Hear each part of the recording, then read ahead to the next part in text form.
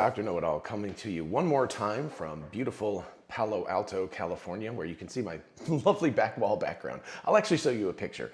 It's very pretty. So I wanted to do this episode to talk about this, which I consider to be the most important image from Tesla's AI Day 2022, which, by the way, has generated a ton of laughter and people saying like, oh, look how stupid it is. TeslaBot can only water a plant. Before I start, I want to show this.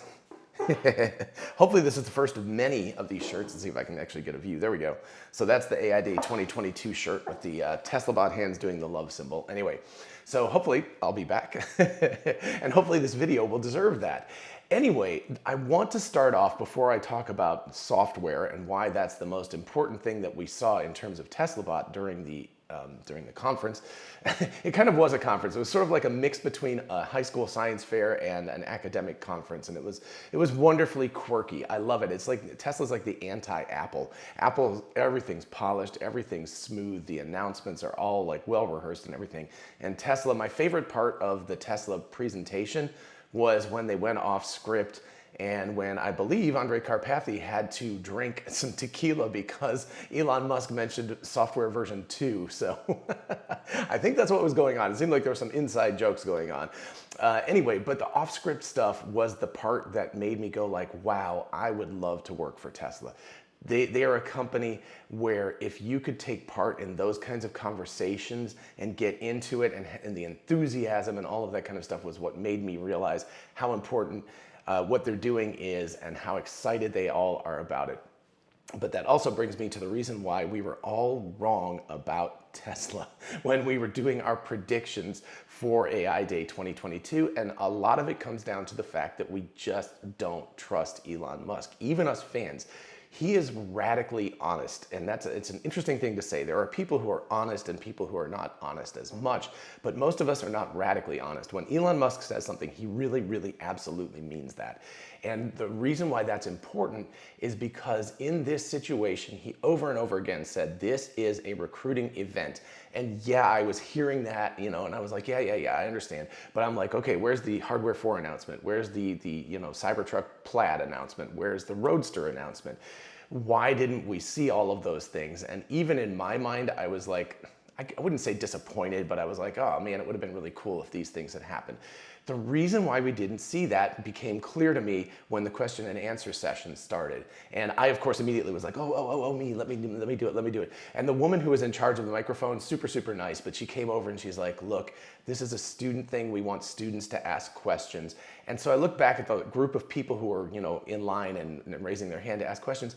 They were all like 20-something students. And I had the privilege of sitting next to a 20-something student who is a graduate student at Stanford, and he's working in AI, but working in the healthcare area. He'd never heard of full self-driving. He didn't realize that the cars could drive themselves. He didn't know about a lot of this stuff. So the people that they were targeting, and the reason why the Model S Plaid rides rather than Roadster rides were the thing, was because these are students who are in their 20s, more or less. Obviously, there's non-traditional ones out there too. But these are students, these are people who are enthusiastic, they're rising in the field, they're coming to understand what's going on. This is to get them excited.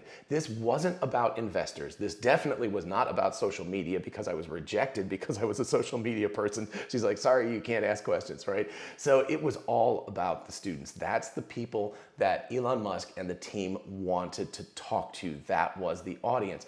And so it made no sense to talk about Hardware 4. It made no sense to talk about announcing a Roadster. It made no sense to do product announcements of really any variety. I think we got thrown last year because we got kind of an Optimus concept and a Dojo concept last year. And so it kind of threw us off into this idea that there were going to be a lot of announcements during these things, but that's not the purpose of AI Day.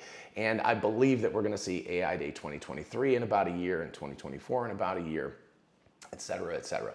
So anyway, I think we were all wrong because we didn't really listen to what Elon Musk had to say.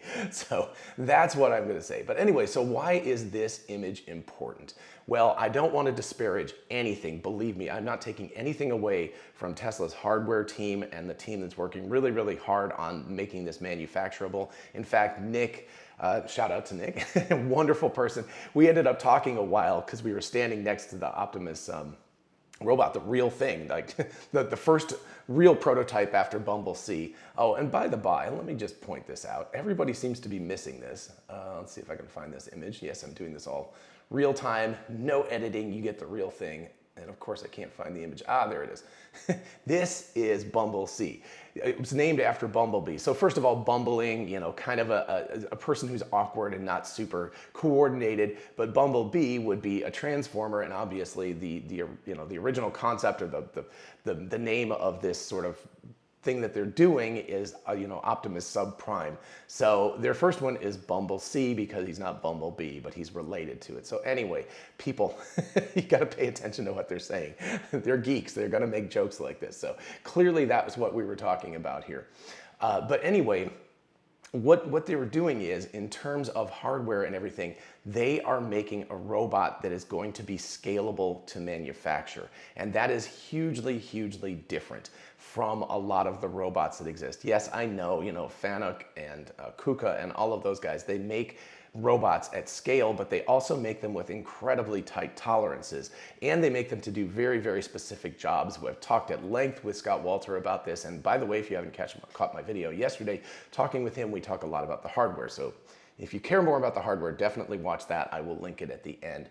But what we're talking about here is creating a robot that is not it's not designed with incredible precision parts. It's designed to be manufactured at scale with, you know, probably millimeters of accuracy and everything, not nanometers of accuracy. So we're talking about something that is not going to be perfect, and everyone is not going to be exactly the same, and it's not going to be doing exactly the same thing. In other words, it's not going to have a water bottle that's in exactly the same place. Grip it, move it, and, you know, do that kind of a thing. So it's not going to do something like that. The second part of this is, and it's very important, and that is this, is that we can look at this progression, and I'm going to use an analogy here. Take it with a grain of salt. You know, analogies are not reasoning from first principles, but I think it's important to have a little bit of an analogy here for people who may not have had a lot of time to think about all of this stuff. But here we've got a concept for Optimus, which was last August. We've got the development platform in February, and we've got the current version that is out right now. And what we're looking at is approximately on the order of 6 months or a half a year per iteration of this. So let's go back in time. Tesla started 2002, 2003. It took them 5 years to get to the Roadster. So that's a half a decade. It took them another 5 years approximately to get to the Model S. That's a half a decade. It took them another 5 years, approximately 2018, to get to the Model 3. And assuming the Cybertruck comes out next summer, we've got another 5 years to get to the Cybertruck. So Tesla's automobiles have been introduced, you know, more or less on the order of a half a decade or 5 years between each model. And here what we're looking at is 0.5 years. We're looking at not 5 years, but 0.5 years. That is an order of magnitude. That is a 10x speed up. Now, the analogy breaks down because they have not sold a single one of these things yet, right? But I think it's valid to look at how rapidly they are developing this thing. Everyone's like, oh, look, it can barely walk. It can barely do the stuff that other robots did. The Honda robot, you know, ages ago, I think it was even in the 90s, could walk and everything. So, you know, people are like, well, what the hell? What's going on? Why is this thing any good at all? Number one, they went from a concept, from just a 3D rendering over here, to this in 6 months. And then from this to this in 6 months with a bunch of custom designed actuators, machinable parts, made out of probably aluminum, I don't know, they didn't say. But anyway, a bunch of things that they can easily manufacture lots of. And just really quick, even though we're not talking about hardware, I do want to say this because I feel rather proud of myself if I can find the image. It's always, I've got a lot of images to go through here. All right, let's see, where are we? I'll never find it. Anyway, I want to give myself a little bit of credit because I do believe that I am correct about what they are using. Maybe this is it. Yes. Okay. So it says Tesla 1X SoC. So what you're looking at here is a full self-driving board, but only half of it. So there's only one main chip in here, this guy right here, as opposed to two, which they currently have in the current model. But I almost positive because I mentioned this to somebody and he looked like a little kid with his hand caught in the cookie jar when I said this. I said, oh, you're looking at releasing hardware 4. That's what's actually running in the newer version of Optimus at the very least, as opposed to the older one. Of course, we couldn't see inside the plate. And the person looked at me like, so I'm going to go ahead and go out on a limb here and say that this is the next generation processor that's working inside Optimus, or whatever the prototype's name is. Maybe he should be called Bumblebee or something, I don't know. But anyway, so I think that makes perfect sense. Obviously, they're going to want to do that, and they've got this integrated, battery pack and all of that. So all of that makes perfect sense that they would be using a new version of the hardware in order to do this, and it's got to be faster and draw less power and all of that kind of stuff, so that a 2.3 kilowatt hour battery pack can last 8 or 10 hours. They said approximately a day's worth of work.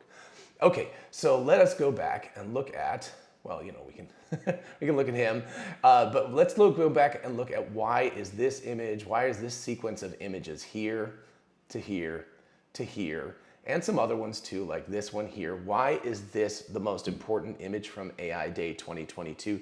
The reason why is because of what they're doing on the software side. So yes, of course, they're making custom designed actuators, they're doing all of these things, which are very, very cool, but none of that is going to matter at all if there's not a brain behind this, and none of that matters if it can't see the world.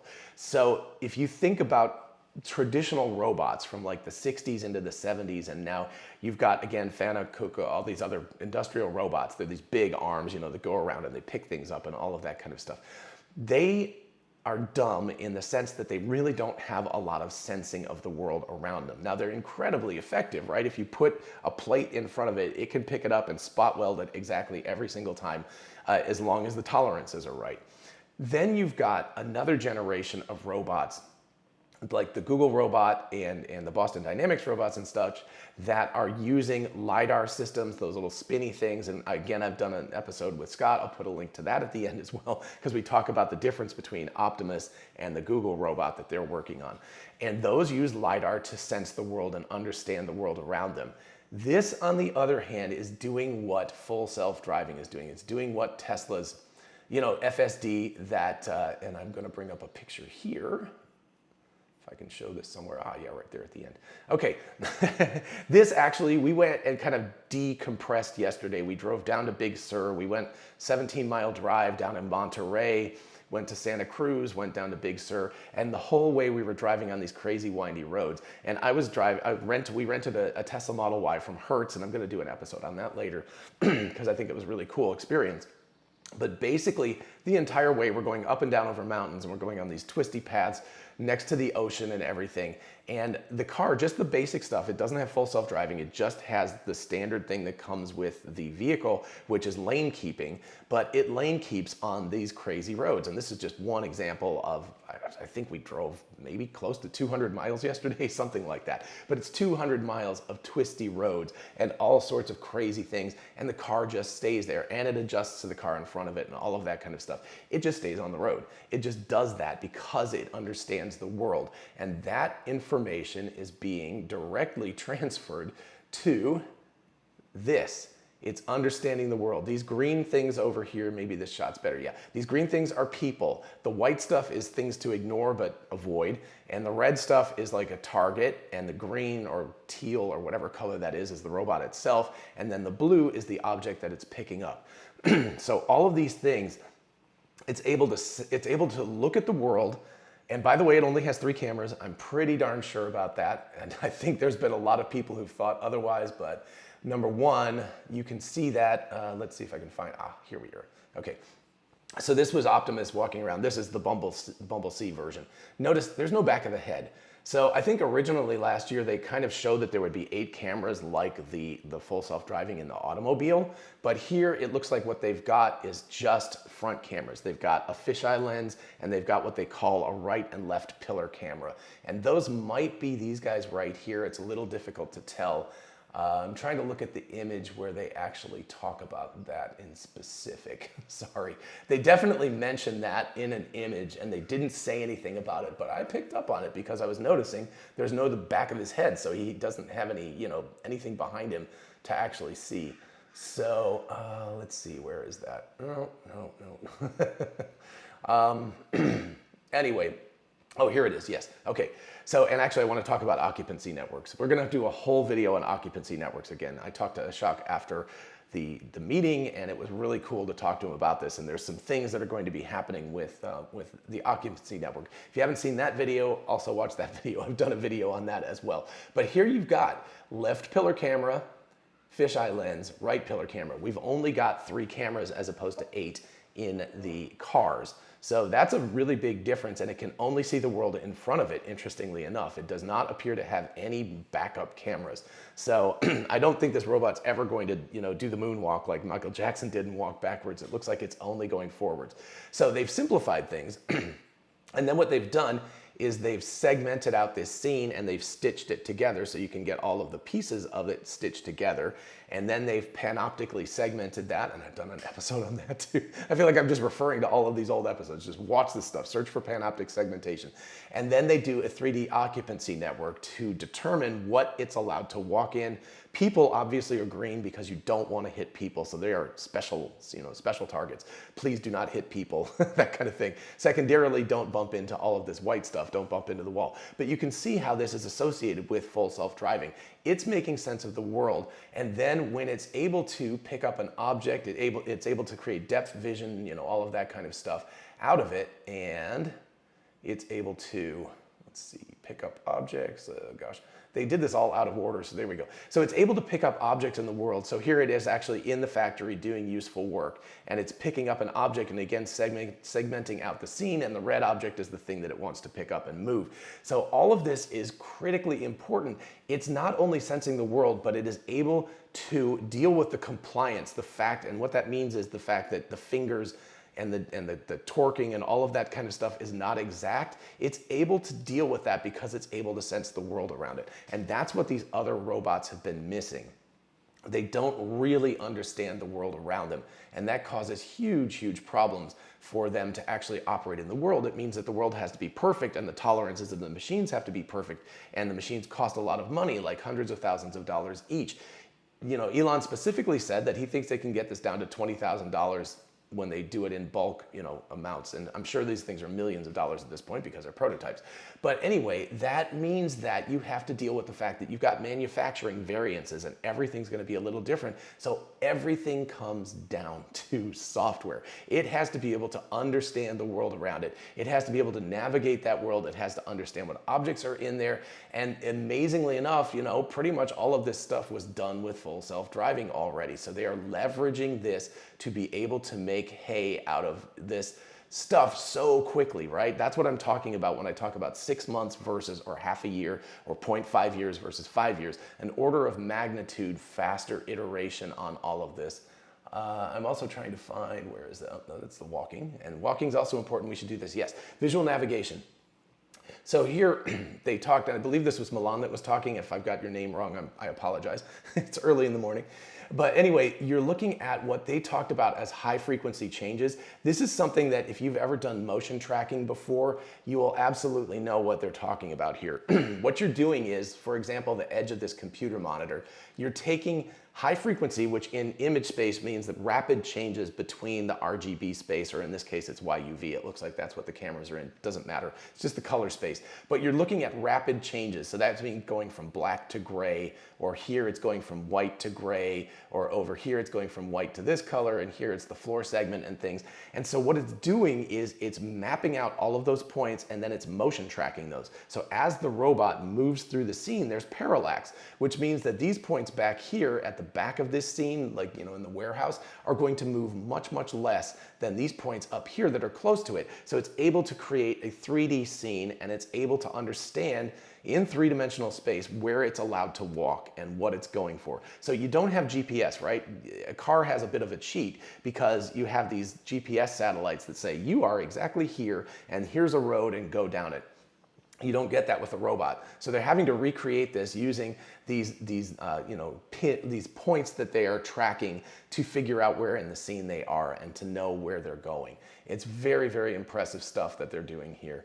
And I did several of these. You can see it's very cool how they've managed to figure out this high frequency data and use that as an input point.